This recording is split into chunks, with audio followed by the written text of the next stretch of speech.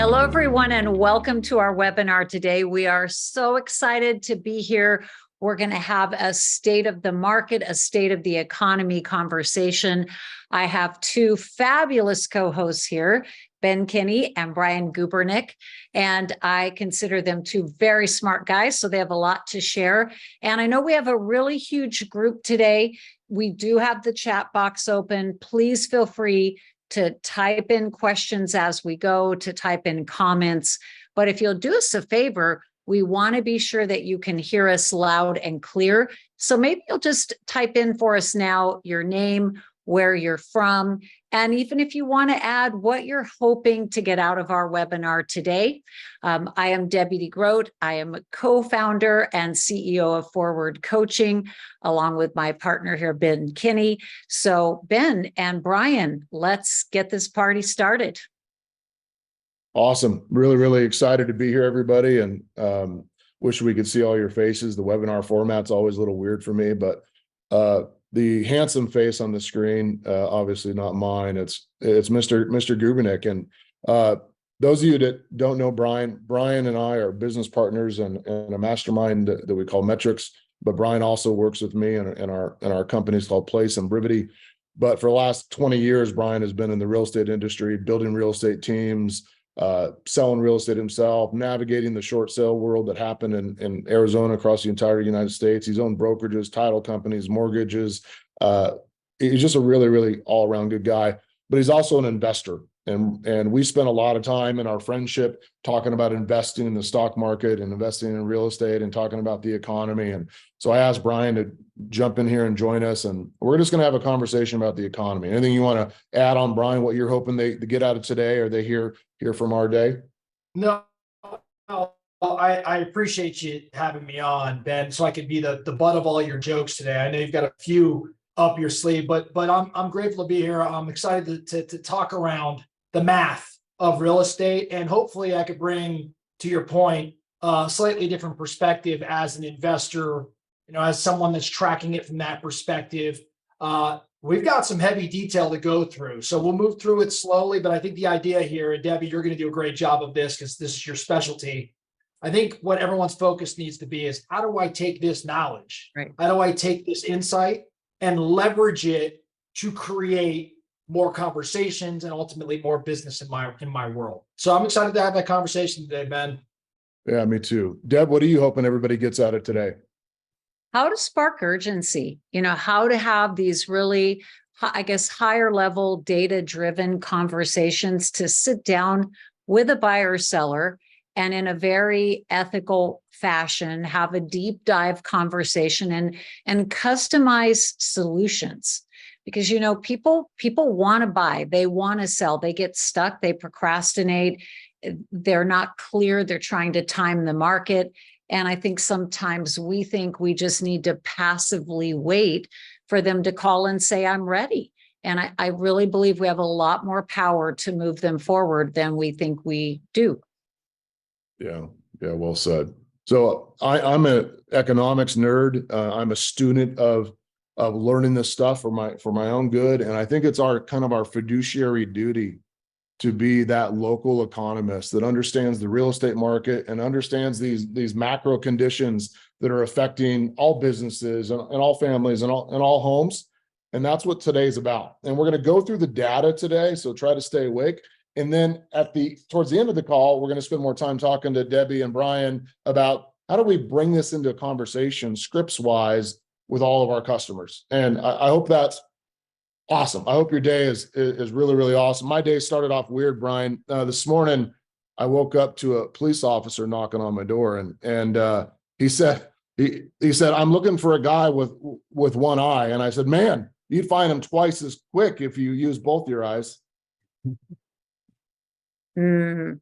Yeah, it's a good thing you're not a comedian, Ben. That was Brian, are you not impressed? Oh, I'm impressed. I had an equally strange morning, Ben, in that I woke up and my toilet was clogged. There was a shoe in the toilet. It was clogged. That's funny. I'm glad I'm doing this. The last job I worked at, Brian, I was a tailor, but I got fired. The boss said I was so-so. Jeez.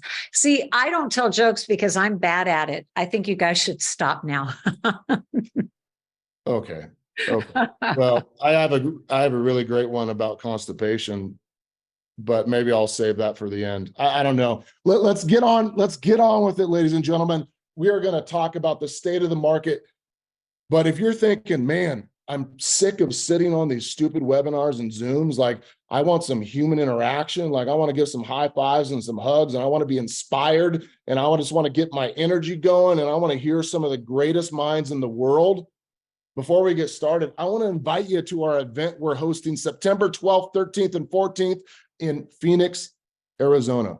You are going to see Debbie DeGrote, one of the nation's world's best real estate coaches. She's going to help and teach us about a variety of things. You're going to see Brian talking about investing. We're going to see people talking about real estate. We're going to have tax experts talking about taxes. We're going to have Goldman Sachs there talking about the economy. Of course, I'll be there, Chris Suarez. But there's some phenomenal humans coming. We have Jesse Itzler. He's the founder of Zico Coconut Water, one of the NetJet companies. Also owns, Brian, you'd know the actual name of it, but a basketball team in Atlanta. The Atlanta Hawks. He's a owner of the Atlanta Hawks. He's going to come and get us all jacked up and ready to go. And then one of my favorite, most inspirational humans of my life, one of the entrepreneurs that I look up personally, is Sarah Blakely. And Sarah Blakely is the founder of a company called Spanx. When I first heard her story, number one, I cried. And number two, I spent 3 hours on the internet Googling, trying to really understand what the heck Spanx was. And it took me down to just a crazy rabbit hole. But Sarah Blakely is the first self-made female billionaire in the United States. And she is one of the most inspirational humans. She spent 7 years selling fax machines door to door while she built her business. Mm-hmm. And she is one of those humans that I consider a whatever it takes type of human. And you are not going to want to miss hearing Sarah and her story of how she built the massive company that Spanx is. And then Brian, you invited a close friend of yours named Colin. Give them a 30-second intro to who Colin is. Yeah, Colin O'Brady wrote a book many of you have probably read called The 12-Hour Walk, and he based it on his trek across Antarctica. The guy is a world record holder in a variety of hiking and endurance related events. His story is absolutely amazing. Guy almost died and couldn't walk, and went from that, Ben, to setting world records, and now is one of the most inspirational speakers and presenters on the planet. I can't wait to have him tell his story. He's just such a great dude. And oddly enough, Ben, Jesse and Colin are founders of an event called 29029, which is a big hiking endurance event. So this group, ironically, all knows each other pretty well. So there's going to be a special energy shared amongst these speakers too. So it's going to be a great event to be at. It's all day on the 12th, all day on the 13th, and half day on the 14th. So you're going to be in and out. It'll be one of the most impactful conferences. This is the last time that we're going to use the 50% off discount code. So do me a favor, scan the QR code, save it. I also put the link in chat. But when you go there, you got to enter the code when you click on get tickets. You got to enter in the code BH50 to get 50% off your tickets. This is the last time we're going to offer it. We're well over halfway sold out. There'll be thousands of real estate agents there with us in Phoenix. But now let's just get back on task. Okay, economic update. Let's dive into what our economy is built on, and some of the numbers and information that we need to think about as local economists as we're helping our customers.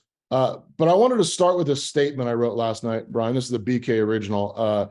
The economy doesn't dictate your success. It just dictates your strategy. It dictates how we communicate to our customers, our buyers and sellers, our investors, our friends, our vendors, and the people in our company.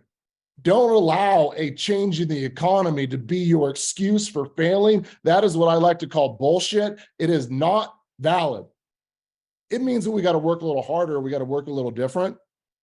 And that's what I'm asking you to do, to kind of just be this whatever it takes type of humans. And I know all of you are, because you're spending your time with us today. you're whatever it takes, whatever it takes. We're going to change our strategy based on the data that we're going to learn today.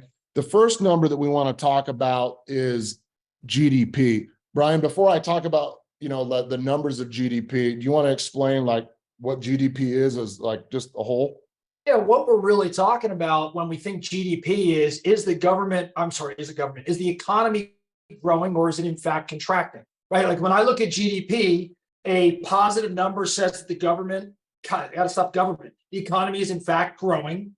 Times tend to be good. And if you see a number trending the opposite direction, you're thinking the economy is constricted. Things are tightening up. It's a leading and a lag indicator. We're going to go through all the metrics that develop GDP. But again, strong GDP just makes me feel like, hey, the economy is thriving. And when you start seeing it change, these are the fluctuations. And Ben, something you just said around, hey, the economy doesn't determine success. It's our strategy. Recognize that fluctuations in GDP, fluctuations in economy, these are the things that represent opportunities for all of us. Absent these opportunities, we're all playing the same game. But when there's changes like this, like we're about to go through, it opens up the door for all of us to figure out a new angle or a new strategy before our competition. So I love these fluctuations, these things the opportunities they present. Yeah, well said. And if we're to scientifically look at GDP, GDP is the measurement of all goods and services consumed by a country minus the exports minus versus imports. So it's all the goods, all the junk we buy, Brian. It's all the services that we consume. Real estate would be a service of that, right? It's also all the government spending, and then it's the difference between imports and exports. And when you add it all up, there's a number. And the number tells us the trillions of dollars of business that happens within your country, whatever country you happen to be in today. Now, we want GDP to grow on an annual basis because we want businesses to get bigger and we want our houses to be worth more in the future, right? We want to be able to pay our employees more over time, and we have to keep up with what's called inflation, but you don't want GDP to grow too fast. And a couple of years ago, our government, I like to refer to them sometimes as the idiots in the government, not anyone particular, but the government said, we have this pandemic, we have this massive problem of this, of the COVID pandemic, and we're really worried. So they dumped $4.5 or $4.7 trillion into the US economy. And we did what any good quality American would do, is we spent it. And we spent it on a bunch of shit we didn't even need. We bought cars and houses and boats, and we paid off debt, and we bought handbags and Nike shoes and stuff. We bought stuff. Some people used it to pay their mortgage payments, pay their rent, to buy food for their family. Anyway, all the money got spent, and it caused our economy to just grow crazy during a time that really it should have been constricted. Ben, it was a knee-jerk reaction. Like, forget about your politics. It was knee-jerk. Why? Because when March 2020 hit, we saw an immediate, rather quick dip in GDP. I think it dropped from a positive rate to negative growth for the first time in a long time. And the immediate reaction politically, as well as economically, was we've got to stimulate this. And so what we're seeing, and I know we're not going to go too deep down this, but we saw an overstimulation. A swing so strong that the momentum that was created has led to a variety of the things that interest rates and the Fed are trying to do to curb it today. Yeah, exactly. In fact, it was one of the greatest drops in stock market history, and it was one of the greatest drops in GDP in a short period of time that had ever been recorded. You're going to see that on one of these charts. Well, the real, like they call it real, the real gross domestic product, GDP, in the second quarter of 2023, we just entered that June 30th, whatever it is, real GDP growth accelerated to 2.4% as an annual rate, picking up from a 2% gain in the first quarter. That means that even with the Fed increasing interest rates and making the cost of buying things more expensive, making our debt more expensive, the economy still grew. That is a problem. The government was trying to slow down the growth of the economy to control inflation, but it actually didn't work. This is kind of what Goldman Sachs is expecting for GDP growth going forward for 2023. The United States growing at 2.1%, Europe at 0.5%, Japan at 1.1, UK at 0.1, ouch. China at 5.4, that's pretty crazy actually. Russia in the decline. So we also got to think about things globally and how is the global environment affecting. I think 2% GDP growth is actually going to be okay for us. That would be a good measure to hold tight. But you can see how this kind of effects of lending, banks not giving businesses loans and banks not giving consumer loans puts a pressure on GDP. It slows things down. But for the last quarter, we've still been pretty optimistic. Now, the next measure that I want you all to write down and really to learn and study, and probably all of you know this really well, is inflation. But what I want you to hear, Deb, is I want you to hear that inflation is a good thing and inflation is a bad thing. Let me give you an example, Deb. If I was to go to my financial planner and put money into my 401k, and my financial planner said, great, you put money in the 401k, and every year the money you put in will be a little bit less. Nobody would do that. Right. Nobody would invest in the stock market. Now, there's all these people on Wall Street and private equity and VCs, they invest in businesses, Brian. So if these businesses went and said, great, you give us a whole bunch of money, and every year we're going to show you that our business is worth less, nobody would invest in businesses. Well, real estate, Brian, we wouldn't go buy real estate if the real estate agent said, I'm going to get you a great deal. You're going to buy this home for $400,000 today, but in a year, it'll be worth $392. The next year, it'll be worth $382, and so on. Nobody would buy real estate. So you have to have inflation. What is inflation? It's the increased cost of goods and services within our country. So inflation, write this down, is good. But when inflation gets out of control, inflation is bad. Because inflation, when it's growing too fast, that means the cost of goods and services is increasing so much that it exceeds how much more money we're making. It exceeds how much more our net worth is growing. And in that case, too much inflation can end up in an economic crisis, or even like a Great Depression where everything collapses because things got too high too quick. So the government wants to control inflation to be roughly around 2% on an annual basis. 2% increase in the cost of milk and cookies and eggs and Gatorade Zeros and all that kind of stuff, Brian. Anything you want to add? No, I mean, I think you did a great job explaining it. At the end of the day, when you see inflation, it's because people are making money, unemployment's relatively low, right? And times are good. But when you start seeing people buy more and companies needing to produce more and production costs start to rise, then labor costs start to rise, that's your traditional cycle. But this has been pretty interesting because of, again, the March 2020 and beyond period, like how we've seen this rise in the reaction. So we're going to get into that here a bit when we talk rates. Tom said inflation is never good, appreciation is great. Although I really want to agree to that, Tom, the problem that we run into is our employees want to make a little bit more every single year.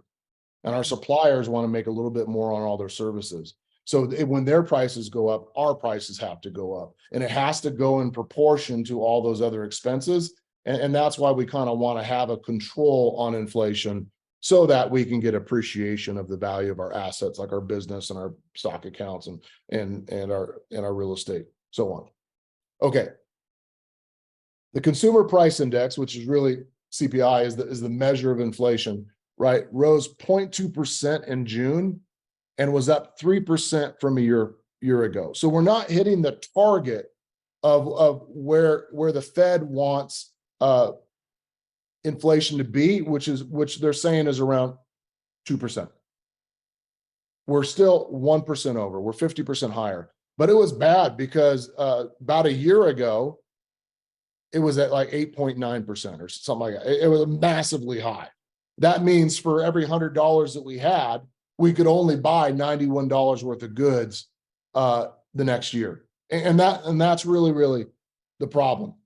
When you look at inflation over time, you can see that from 2014, 2015, 2016, 17, 18, 19, 20, all the way to 21, it was relatively under control. This is the US core PCE goods inflation. It's not looking at overall inflation, but it's one of the indices that they can come up with. You can see it went crazy in 2021 when we had the constriction of supply chains and people not being able to go work in the factories and the international issues and so on. It just kind of went crazy. And then on the chart to the right, you can see how rents and housing costs have changed over time. And look at the green line. That's the Zillow Observed Rent Index in 2021. Look what happened to rents. Skyrocketed, went crazy. And then it's starting to drop. And then the home price index, look at that. It continues decline. So Ben, let me chime in real quick on rents, since I want to bring this investment perspective in. For those that have rental properties right now, our advice, Ben and I have talked about this quite a bit, given the trajectory of rents right now and the fact that they tend to lag a bit versus lead, like they're a result of things going on in the economy. They're not driving the economy. Our advice would be, if you have tenants, you want to try to, and you're used to these slight bumps every year, you may be better off right now locking in a flat rate, but locking it in for an extended period of time so as to not have vacancy versus trying to bump the rent by another $50 or $100 in the coming months or year. You follow me? So rather than try to take advantage or raise rent like we typically will do, it may be advantageous right now, depending on your market, to instead keep the rent flat, but lock somebody in for 12 or 24 or 36 months for the stability. And again, to avoid the vacancy, which is more costly than anything that you'll experience when you have a rental property. Look at what Goldman Sachs is saying inflation is going to look at globally. And this is taking a look at Q4 of 2023. So forward looking into October through December, US, somewhere between 2.8 and 3.1%, Europe over 5%, Japan 3%, UK 7.7%. And you saw the projections for GDP for the UK that they're looking at that like really getting hammered. UK has a major problem. China, they're kind of getting inflation under control. Well, there's another measure we need to look at, and that is jobs.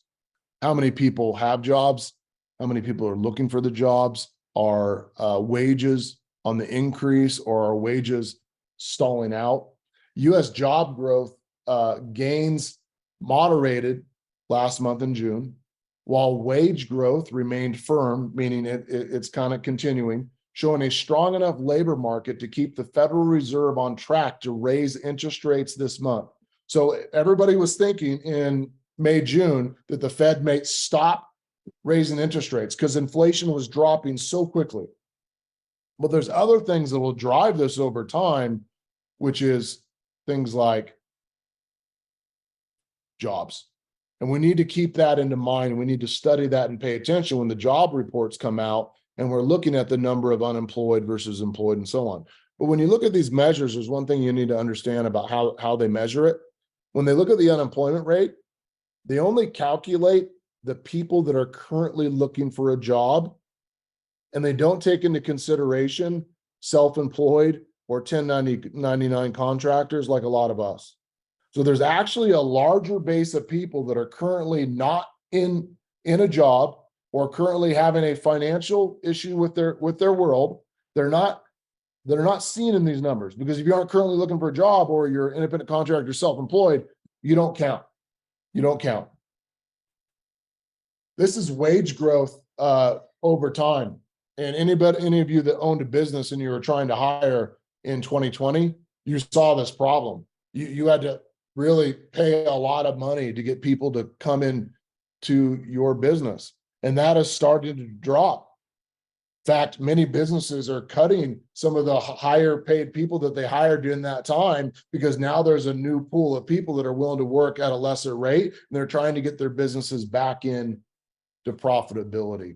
Brian, anything you want to add? I think the unemployment rate is just such an interesting thing to watch, Ben, because no one will come out and say, hey, we need unemployment to be higher as a percentage. But the reality is, when you see, like, traditionally over time, historically, when you see like conditions, you typically see a climb in unemployment report every month is watched so closely. It's one of the reasons. So again, no one's going to publicly say, especially in an election year coming up here, that, hey, we want more unemployment. But the reality is, the measures that are being taken to constrict business should theoretically raise the unemployment a bit. Yeah, well said. So let's get to the thing that matters to us, group. But you can't really understand interest rates until you understand GDP and inflation and jobs, because the interest rate, Debbie, is what the Federal Reserve uses as their one lever that they can pull to slow growth or speed up growth.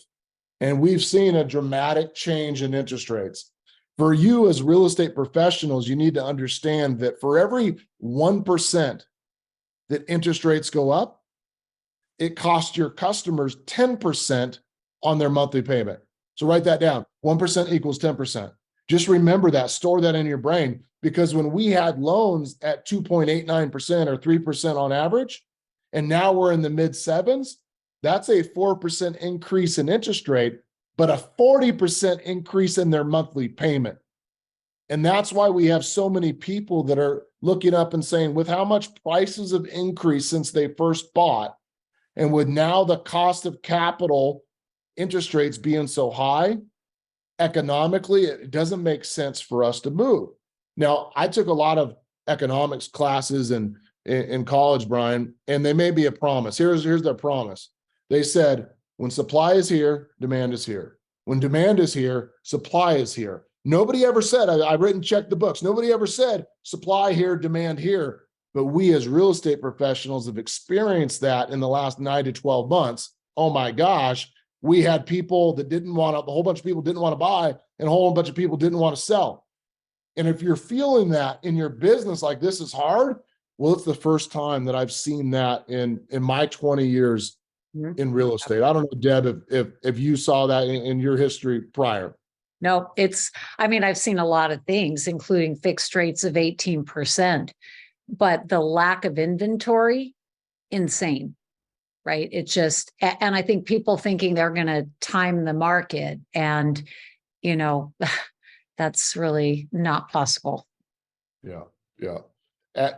So we're in a shock moment right now. The zombies are in town and we're freaking out, and we're not on the right, what do you call it, the right season of The Walking Dead yet. Like, you get to late enough in the season, it's like, oh yeah, there's zombies. But the first season, it's super scary and nobody does anything and everybody hides in their apartment. But by season 4 or 5, Brian, they're carrying around axes and shovels and they're just smacking those zombies in the head. We got to get from this point where we're hiding from zombies to the point where, like, these zombies are normal. And the zombies I'm talking about is the cost of capital or real estate. During the latest Fed meeting in July, just happened, interest rates rose by 25 basis points. When we see basis points, that 100 basis points is 1%. So 25 basis points is 0.25%. This is the amount of money that the Fed is willing to lend to banks so that banks can lend to us. So it's not what we pay. Now, they've moved to a range between 5.25 and 5.5%. This is the 11th hike in this cycle, besides a brief pause in June, and it's intended to slow down inflation. We expect last week's rate hike to 5.25 to 5.5 to be the last of the cycle. So the experts at Goldman are saying, we don't think there's going to be another one. With with inflation dropping the way it is and the economy slowing down the way it is, we don't think there'll be another one. But this is much like me playing craps or blackjack. 50% of the time they're right and 50% of the time they're wrong. Like, you know, it's an educated guess. I have two queens on the table, Brian, but it doesn't mean that the dealer isn't holding a blackjack. You know what I mean? Okay.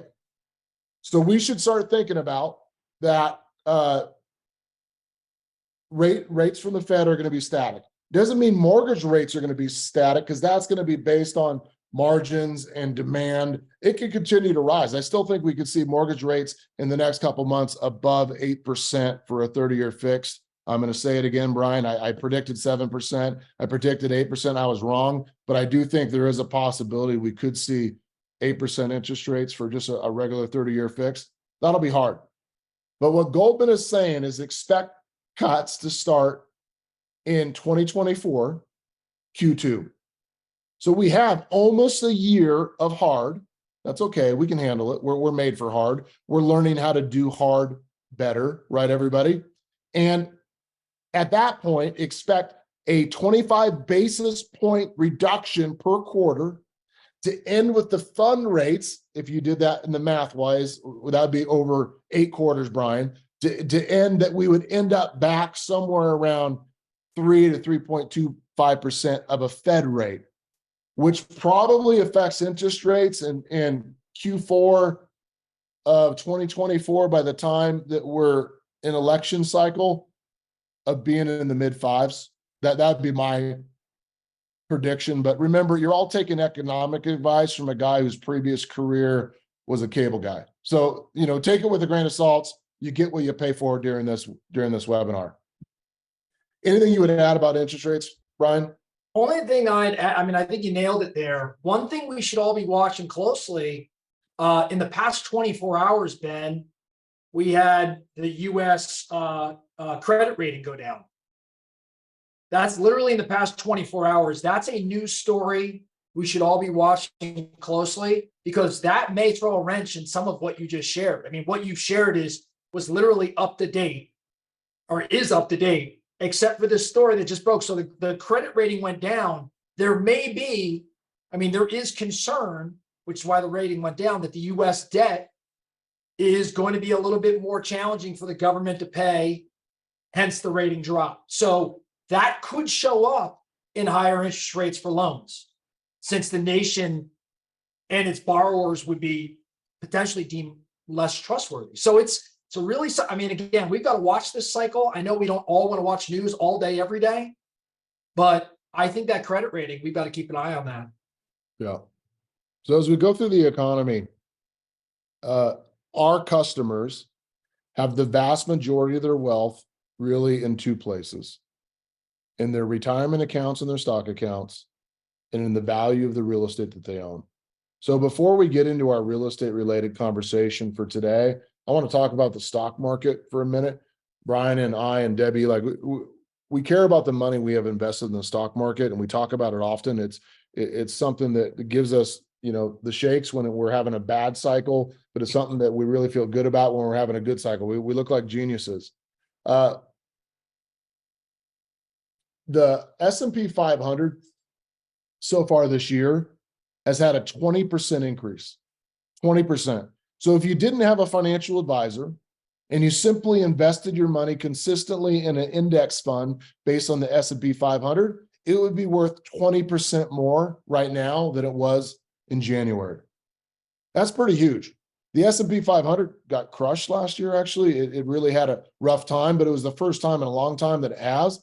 But over the last 30 years, the S&P 500 has had an annualized appreciation, an increase in value of 11 to 13%. That is a pretty good return. In fact, there's this math rule out there called the rule of 72. And the rule of 72 tells you how often it would take for your money to double if you knew what your rate of return was. So if you went into your phone and you took 72 and you divided it by an average S&P return of 13%, you take 72 and divide by 13, it says 5.5 years. That means if you put $100 in to the S&P 500 and they hit an annualized return of 13%, in 5 years, your money would have completely doubled. Completely doubled. So that's a pretty good return. It actually is outpacing most of the cap rates that we can get in real estate right now. What Goldman Sachs is saying is stay invested in the stock market. Oops, I think we might have lost. Keep your money balanced on things. Will you lose me? You're back. You're back. Okay. What Goldman Sachs is saying is keep our money invested in the stock market. Keep it balanced in things like index funds, like the S&P 500 and the Russell 3000, because over time, everybody's predicting the stock market's going to continue to do pretty good. In fact, this chart right here I found interesting last night. Equity markets typically bottom 6 to 9 months before earnings reach a trough. So earnings are continuing to go down because we're realizing what happened in the previous quarters, but the value of equities, stocks, right, start going up 6 to 9 months before earnings hit a trough. And we're basically at that moment. So there's a good probability that the value of our stocks should go up over this period of time. And there's lots of this economic data that we'll put in our different Facebook groups for all you to share. We'll share some of these charts. But here's the message from them when I talked to them yesterday. Stay invested. Keep putting money in your 401k. Keep maxing out your IRA. When you have extra cash that you don't have to put in real estate investments, put it in the stock market, put it in index funds, stay invested. And over time, you're going to win. Brian and I brought in a speaker at one of our events called Morgan Housel. He wrote a book called The Psychology of Money, one of my favorite money books. And there's also another book we highly recommend called The Simple Path to Wealth. If you want to understand investing in the stock market and being a little bit more balanced, read those two books. It'll change your world. Well, what's Warren say, Ben? He said, and Warren's pretty right when it comes to investing, I would say. Warren says never bet against America. Right? For 240 years, it's been a terrible mistake to bet against America. And he said something like, the babies being born today are literally the luckiest crop ever to be born. Yeah. You never lose over time. Why is Warren the greatest investor? Well, he's made a lot of good decisions, right? But he also has 80 years, literally 80 years of investing, and he rarely sells anything. Mm-hmm. He's not trying to time the market. Yeah. Simple Path to Wealth and The Psychology of Money. Look at this chart. I just want you to pay attention to the two top lines, the dark blue line and the dark gray. Equities are the most consistent asset class in outperforming inflation. That's the gray line up top, meaning that over a period of time, it outperforms inflation. The stock market does. But look at the second one. Second one in that darker gray is home prices. So if you wanted to be invested in two things that has a really high probability of beating inflation, max out your retirement accounts and your stocks accounts and buy a lot of real estate. Buy a lot of real estate. So I've been asking everybody, like the nerds at Goldman Sachs that we're having come talk at our Built How event. Some of the smartest guys, Michael Murdoch is always on stage with us, and he's such a solid dude, and we just kind of nerd out with him. But what is the probability of a recession? When you're looking at what everybody's guess is, and this changes all the time, but earlier this year, they were saying there was a 45 to 55% chance we will fall into a recession in the next 12 months. It's tapered from 45% all the way down to 30% when you look at all experts. But look at this.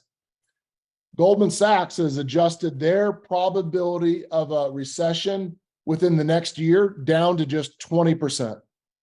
They were high 50% at the start of the year. But look at William C. Dudley. Anybody know who William C. Dudley is? He sounds like a character on Bonanza, actually. Yep.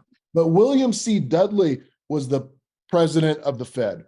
And he stepped out in 2018. And he's saying, smart dude, right, that there's a 60% chance of a recession. It's okay for us. Like we make our money when the number of transactions happen. So what I want from a real estate perspective is I want transaction movement. I don't care if prices are going up or prices are going down. We'll work through that with buyers and sellers. There isn't ever a good time for buyers and sellers. There just happens to be a good time for sellers, and then sometimes a good time for buyers. Sellers had a pretty good run. Now maybe it's time for our friends and family that don't own homes or people that want to buy to have a good run. And I really kind of hope it balances itself out. So think about that in the probability of recession. I thought this was a really interesting slide. You guys should probably take a picture of it. This is the data supporting no recession. And if you go through, the red is bad. Red says high probability of recession. Blue is good. It says no probability of recession. And then it bases it on all these different metrics: housing, commercial real estate, commercial credit, business credit, equity markets, household and consumer spending, non-financial businesses, financial businesses, and government spending. Overall, right now, we're in that kind of lightish blue. There's a few things that are causing issues. One, housing, the cost of housing continues to increase. Two, household consumers, that consumers are getting beat up right now because of the cost of goods and services. The thing that I found that's kind of wrong on this one is commercial real estate, because in the next 12 months, we're going to see something really dramatic happen, which I'll talk about in a second. Commercial real estate. There's roughly $22 trillion worth of loans out on commercial real estate in the United States. 22 trillion. I feel like I should say trillion with my finger up on my mouth. Trillion dollars. But here's the problem with that. The vast majority of commercial loans are 5 years, 7 years, or 10 years, which means they come up for renewal and they reset based on the new rate. There's like $2 trillion worth of commercial real estate that are coming up that need to be refinanced in a short period of time, that are coming up in the next, let's say, 12 to 18 months. And those people who had 3% rates or 4% rates are now going to have to go back in at 7.5 or 8. There's going to be a lot of commercial real estate, in my mind, going into default or getting dumped on the market, Brian. Yeah, not only do you have everything you just described, but let's not forget that in many places there has not been nearly the return post-COVID to the commercial real estate market in terms of vacancy or occupied. As a matter of fact, I think everybody here should be reading the Wall Street Journal, at least glancing at it from time to time. And there was an article just the other day that talked about all the malls across America who all have debt, and what's going on in a lot of the malls. There's tremendous vacancy. Why? Well, because people are buying a lot online and haven't necessarily returned to the malls to shop. Yet all of those malls still have debt obligations, yet a much lesser income amount coming in because of vacancy. So it's really, I mean, just to exacerbate, I mean, it's a problem. It's a problem. I'm gonna buy all the malls in America and turn them into skating rinks, because I want to bring skating rinks back with like the round, what are those round globes, Deb, that used to be in the skating rinks? That Disco balls. with disco balls. I'm gonna create gigantic skating rinks in malls. Who wants to invest? Ryan, it could be you. Ben, let's just be candid. Bellingham still has many a skating rink. That never went away in Bellingham. Because we're cool. Yeah. Because we're cool. Cool. Yeah, cool is a good way to describe it, I guess. Yeah. There's stress in the commercial real estate market. I can't get half of my employees to come back to work. It drives me nuts. It irritates me. People are paying rent for buildings that nobody comes back to. You're going to see cities like San Francisco get crushed because nobody wants to go in there, because the governments won't do anything about the crime or the drugs or the windows being broken and cars being robbed. And you're seeing that in Seattle and Portland and a lot of major cities. So it's a problem. But the biggest issue, I'm telling you, everybody, is that people bought commercial real estate on cap rates that are way too low, and they're going to have interest rates that are way too high. And economically, it doesn't make sense. In fact, Brookfield, one of the largest owners of malls in America, gave back two of their holdings, I think in San Francisco, and they went back and their stock went up because they said, hey, we're going to save $60 million a year by giving these properties back to the bank. That's huge. That's huge. Okay. Geopolitical risk. There's risk going on. So we should think about these sort of things, like what could happen that could cause economic chaos and make it worse than we think. One, the Ukraine-Russia war could escalate. Our tensions with China could escalate over things like Hong Kong. North Korea, of course, is always like this crazy situation. Iran, who continues to invest in more and more nuclear, cybersecurity, terrorism, another pandemic, zombies. There's a lot of things that could happen. So none of these things are certain. We should just be prepared for the worst case and the best case scenario. We should be prepared for the worst case and the best case scenario. Overall, when you look at all the countries in the United States, or all the countries in the world, I apologize, United States, it's strong. We have the largest GDP. We have the most amount of GDP per person. We have the most award-winning, right? And we have the top universities. Like, you should believe in the United States. Canada, you're almost American, so you should also believe in Canada. The rest of the world, you're screwed. I'm sorry if you're on the call. But I think I have a lot of confidence in our country, and I'm going to believe that over time, we're going to outperform and outpace people that don't have the liberties, the freedoms, and the opportunities that our country provides. So let's get into real estate for a second, and we're going to go quick, and then we're going to talk about how do we talk to this our customers. Here's data from Goldman Sachs about housing. Now, all housing and real estate is local, so I want you to keep that in mind. Prices are back on the rise. But that is because there's such a low amount of inventory that there's people competing for the low amount of inventory. So that's unfortunate, actually. We need more inventory to stabilize prices. With prices continuing to increase, we're going to have an affordability problem. Active listings are down 16% year over year. That's why prices are rising. Finally, the supply and demand thing is coming back into play. Home sales down 17%. So they were down 35% last year. So if you thought last year sucked and this year is hard, it's because the number of available sales is down 17%. Over the last 2 years, you probably took a 50 to 60% pay cut. And if you didn't manage expenses, you're probably super screwed. And this is just a reality. The way that you offset that is if you own a team, you increase your agent count by that amount. If you're an agent, you increase your activity amount by that amount. Stop making excuses, get off your ass. If you need to make 60% more calls and 60% more texts and do 60% more open houses and 60% more reach outs to your sphere, that is how you win in this market. You outpace the decline in these metrics with activities. 42% of the homes are off market within 2 weeks. That means that good priced homes sell and overpriced properties sit on the market forever. The median new listing price is up 2%. Median sale price is up 2%. 6% of active listings currently have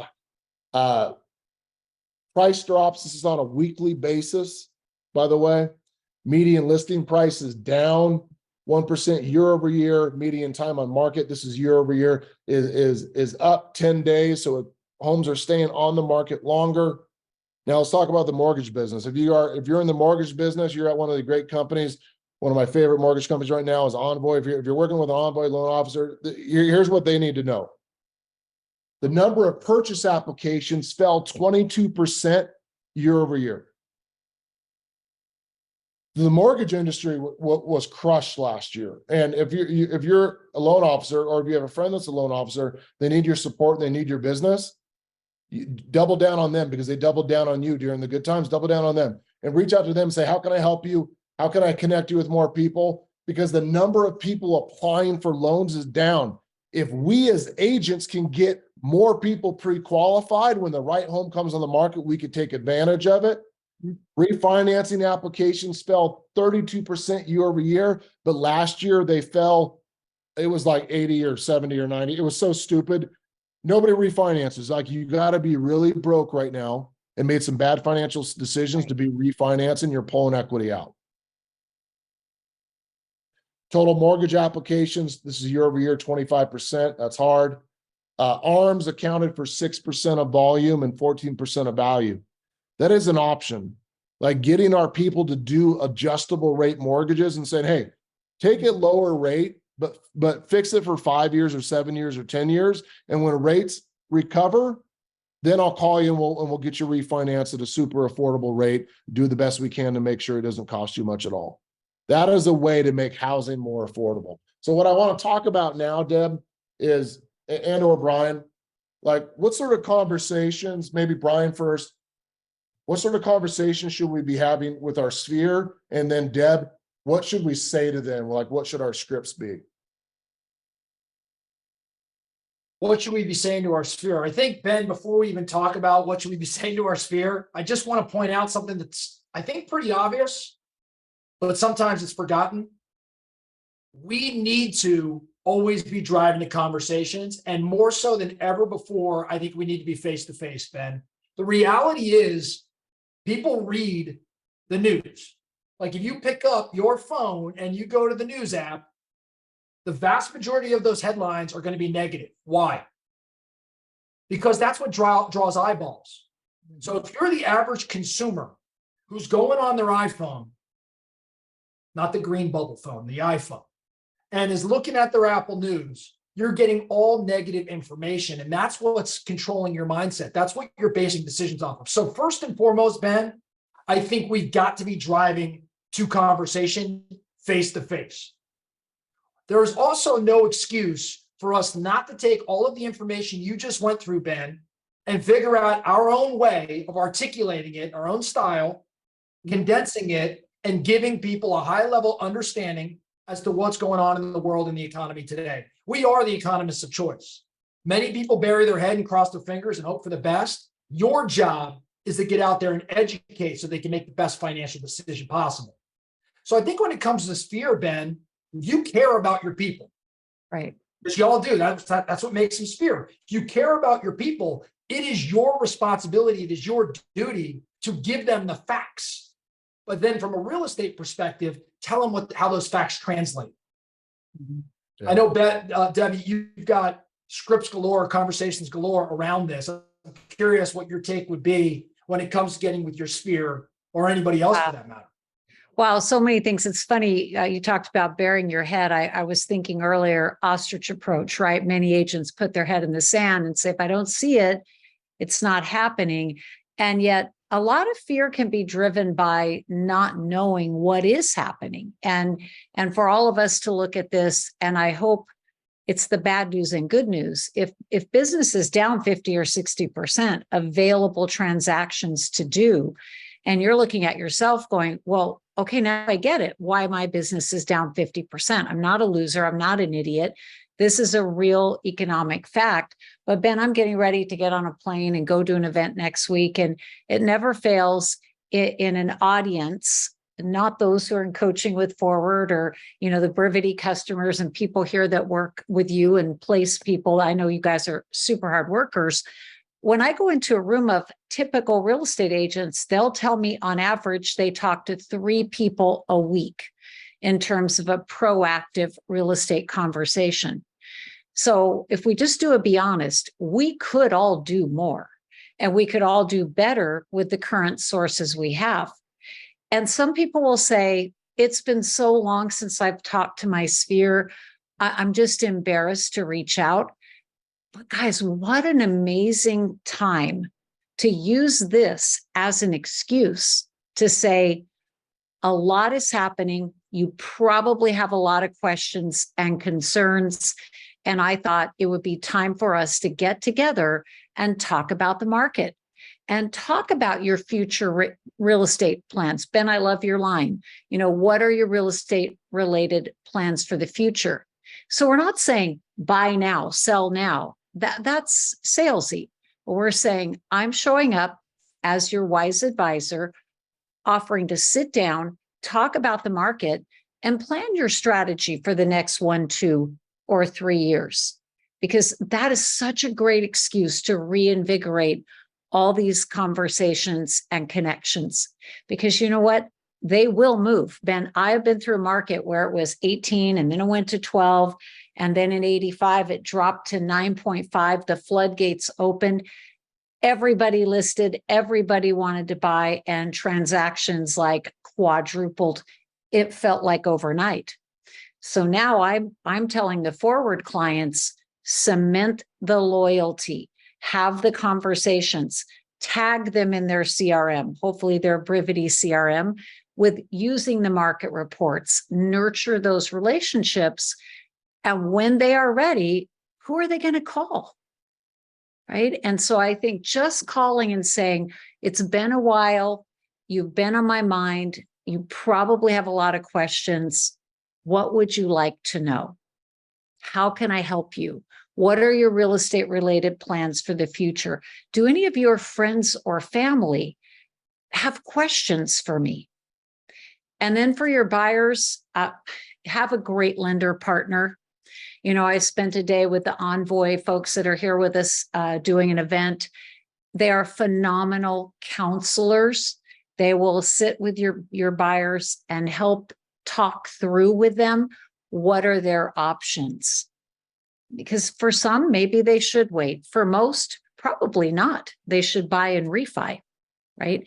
And Ben, I think also going through their leads, we get super passive, especially when people are polite to us. Oh, 6 months, oh, a year, 3 months. Dig in. Have those conversations about emerging markets or the ugly ducklings, or this is a stepping stone. It's not your permanent home. But you got to get a hold of these people and help them figure out what is the right solution. Because again, I always think my job as a great salesperson is help them overcome that fear and hesitation to achieve their real estate goals, right? It's not about being a pushy salesperson. It's about being that advisor. Yeah. I think we need to go to every one of our buyers and say, let's not worry about interest rates. Let's worry about the payment that your family can afford. Let's talk about the economic value, the benefit of home ownership. Let's talk about appreciation. Let's talk about paying their mortgage off instead of their landlords. Let's talk about the tax benefits, the ability to rent it out over time, and let them know that as soon as rates drop, you're going to call them. But let's just get them pre-approved now to see what they can afford. They can wait for rates to drop and pay more for housing, or they can pay a little bit more on payment right now and get a home at a discount. And it's the same thing with sellers, everybody. We need to be having honest and transparent conversations and say, I'm here to help you when you're ready to buy or when you're ready to sell. No pressure from me, but I want to be able to answer your questions. So when there is a good opportunity, when you really need to, I'm the person that you can trust to get the job done. And we need to have lots of these conversations. I read something funny today on the interwebs. It said, think of your life as a video game. And in the video game, you're trying to build up your health score. So do something every single day that makes you healthier. And when you do that, add a little bit to your health score. And then do something that improves your wealth score by making some financial decisions. Then it increases a little bit. But then let's do something that increases our business score. And that's having more quality conversations with people about what we're good at. I put a link in the chat right now, everybody, that if you feel like you're lonely and you're struggling and you need somebody to help you through and navigate this business, you probably need a coach. Debbie was my very first coach, and she helped me build the business that I have today. We have some of the most amazing coaches out there. Go and click on that link and schedule a free consultation and check out what a coaching experience could do for you. I also want to invite you all to come to Built How. This is the last time that I'm going to post the 50% off link. If you want to come to Built How and see Sarah Blakely and see Jesse Itzler and see all these phenomenal speakers, 2.5 days in Phoenix, Arizona, this is the most affordable real estate conference you can ever go to, and the content will be the best. And if you don't love it, come back to me. I'll give 100% of your money back because I don't care. I'm starting to feel what an amazing referral networking opportunity this event is. So many deals happen from here every year. People meet people in other states and then buy investments in those states. And we do have that fabulous cocktail party the first night of the event, so they can get connected and find people across the country. And then, of course, we'll have our panels where we really curate some of the best at what they do. And we don't ask them to come and have some ego conversation about how wonderful they are. Instead, come and say, this is what I'm good at, and this is how I built it, so that you can get step-by-step tactics. And I love that we keep those segments 20 minutes. So if they don't love that topic, 20 minutes later, a new one is on the way. Yeah, ladies and gentlemen, I'm excited. I'm feeling good. Last weekend, I wasn't feeling good, Brian. I mean, I don't know if I should say this online, but I was actually constipated. And it's a weird thing to say to thousands of people, but I was constipated. And Debbie, I ran to the grocery store and I got 4 cans of alphabet soup, and I immediately had a bowel movement. Don't laugh, Debbie. Don't laugh, Debbie. I promise, if you come to Built How, we will not let him tell these jokes at Built How. I got 4 cans of alphabet soup, and it caused a bowel movement because I got it, Ben. Nobody. Anyway. Oh, Brandon likes it. I really appreciate you all being here, and I appreciate being in business with so many of you. You guys are Brivity customers. You use Forward Coaching. You come to our events. You're exploring place. Like, it means the world to me to look at you all and see so many friends on this line. If I don't know you, feel free to reach out to me personally on the socials or send me an email. It's just ben@place.com. Hope you all have an awesome time, and we'll see you in Phoenix live. Brian and Deb, thank you for joining me. Cheers. All right. Awesome. Thanks, Ben. Thanks, Brian. Bye-bye.